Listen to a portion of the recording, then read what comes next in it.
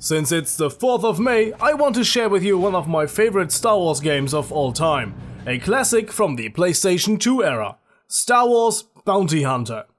And even though it's on some people's the top 10 worst Star Wars games lists, I still think highly of it. Mostly for the story though. The critics do have a point about the actual gameplay. So if you are a Star Wars fan and enjoy a good story, stick around.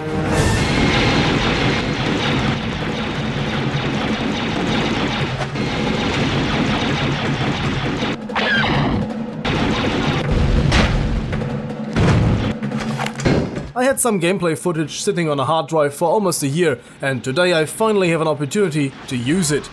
Star Wars Bounty Hunter was released in 2002 for the GameCube and PlayStation 2. Since 2014, it is available as a port for the PlayStation 3, and since 2015 for the PS4 as well. Cause this is a fairly old game, let us not waste that much time on the graphics. They are, for the time, fairly okay. The developers managed to create an immersive atmosphere, from the great cutscenes and render sequences to the sound design, which of course draws from the big collection of original Star Wars themes. Adding to the atmosphere are the unique levels. Jungles, wastelands, deserts and cities, every chapter has its own design. For the most part I have only positive things to say, but there are some points which I have to address now. The controls haven't aged that well. They make the game more difficult than it actually is. Smaller annoyances are some glitches which have never been fixed for the PS3 or PS4 port. Furthermore, they have not upgraded the game one bit. When you compare the GameCube version to the PS2 version, you will find out that the GameCube has better lighting effects. For example, the GameCube version has real-time shadows, the PS2 version has a simple black circle underneath you. Adding to that, the GameCube version uses models with a higher polygon count. Anyways, a more significant issue is the fact that the game does not run on a 16:9 aspect ratio. I could get the old original on the PS2 to run on 16:9, meaning that the output was 3:4, but the TV was able to scale it up. With the digital output from the PS4, that does not work. On the other hand, I'm not a PS4 buff, so there might be a way around that. I don't know. If there is, tell me in the comment section. But on the other hand, this game should not be played for the graphics anyways. This game is interesting because of its story, and the story is the main reason why I enjoy the game so much, but more about that in a moment. The gameplay mechanics are not always so well defined as mentioned previously. Star Wars Bounty Hunter is a third-person shooter that relies heavily on jumping and flying to solve the levels, coming out of an era when the formula for great third-person shooter controls and camera directions was not yet established. But you can get used to it after a little disheartening learning phase. But hey, at least the game doesn't treat you like an idiot who has to be taken by the hand every step of the way. Yes, the game doesn't tell you everything. From time to time, you will spend a little time searching for the way to go forward. Another thing that makes the game harder than modern games, you have a limited respawn, so if you died a few times, you have to restart the level completely, so be careful. Apart from the occasional jetpack platforming passages, the game is not that hard to beat. It's great fun moving around quickly with your jetpack taking on multiple enemies at once, although the difficulty takes a steep rise after the first 2 chapters of the main story. And now we are finally there, the best part of the game, the story. Now, if you haven't seen Star Wars, spoiler alert. In the game you take up the role of the bounty hunter Jango Fett, one of the coolest looking dudes in the Star Wars universe. And after you played this game, you will remember Jango for more than just that one cool battle scene on Kamino, getting beheaded by Samuel L. Jackson, and being the dad of the badass who fell into the giant anus in the desert. The game takes place between the Phantom Menace and Attack of the Clones, and illuminates the story around Jango Fett. How he became the template for the clones, how he got to know Sam, why he wanted an unaltered clone for himself, where he got the Slave One from, and how he got to know Count Dooku. I was recruited by a man called Tyrannus on one of the moons of Bogdan. Curious. The story behind the recruitment is the main plot of the game. Adding to that, it generally paints a broader picture of him and his background. I can't believe you're still flying that relic, Jango. Why don't you spend some of your hard-earned cash on a new ship? Not a chance. She belonged to Jasta Mareel. I know. The Mandalorian soldier who took you under his wing. You ever think maybe you hang onto that ship? Those memories. Because you're looking for someone to take under your own wing. Ross, you're sounding like a psych droid. What's the info on the death stick dealer? With you, it's always business. Well, in the movie he was just a side character, and here he has his own story that definitely holds up to the writing of the prequel movies. After playing the game, we came to the conclusion, why is this not a movie? It's a lot more thrilling than The Phantom Menace. But yeah, that's I guess not that hard. And now, spoiler warning for the actual game story. This will be a short summary of it. Greetings, Jango Fett.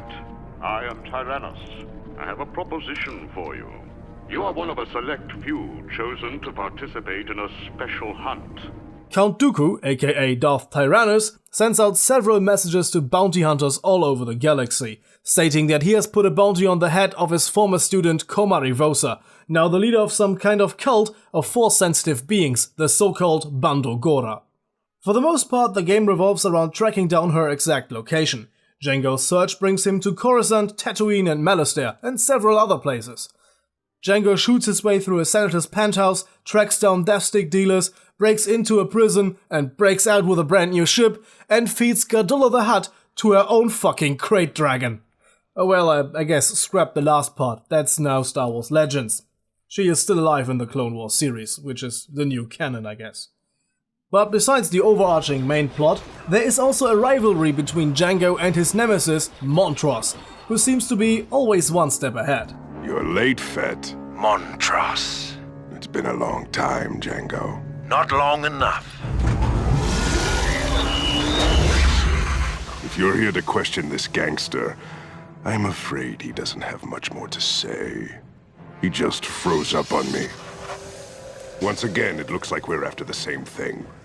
And I'm still a step ahead of you.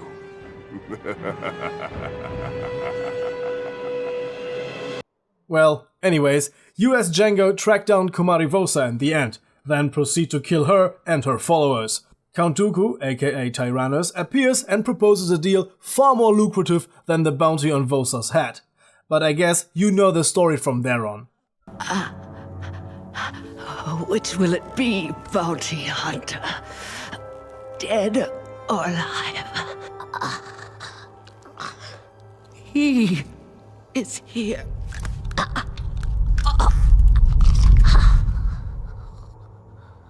Congratulations, bounty hunter. Tyrannus. I'm impressed. No ordinary man can defeat one trained in the Jedi arts, especially one trained by me. The game introduces us to a few new characters. We have your sidekick Zam, known from episode 2, as well as Ross, your contact person, a female Toydarian. And then there is the before mentioned Montross, who is just like Jango, a Mandalorian. You're worth enough, dead. Adding to that, a bunch of side characters and even smaller minor characters who you can capture and collect the bounty on. Well, the bounty hunting mechanics of the game are meh. The story, I guess, is the more interesting part about the game. It's kind of ironic that the bounty hunting part of the game, Bounty Hunter, is the least interesting part of the game. P.S. The game has a bunch of collectibles and unlockable secrets, such as a comic which is kinda cool. Furthermore, there are so-called outtakes, where the developers just messed around a bit. You still put up a good fight, Jango. But I don't have time for games. I'm on the hunt. I'm on the hunt. That's a better one. Cool. Yeah, if you ever anything you want to try, just feel free. Okay. Be on that, Eric. I'd like to try a different hair product. PPS, the game has a bunch of great voice actors. The original Jango and Zam Wesell from the movies, as well as Clancy Brown from Montross. I guess most of you will know him as Mr. Krabs though. Well, that's it for the obligatory 4th of May video. I'd say the game is worth the few bucks if you are a Star Wars fan and are interested in more story background than just the movies. If you are the proud owner of any PlayStation except for the first one, or the owner of a GameCube, I'd say give it a go, the game is worth it. If you enjoyed this video, maybe check out last year's video, where I took a look at Star Wars Republic Commando, a pretty sweet Star Wars themed first-person shooter. So see you guys next time. Till then, have a nice day, and as always, goodbye and guten Tag. Well, and today I guess, may the Force be with you.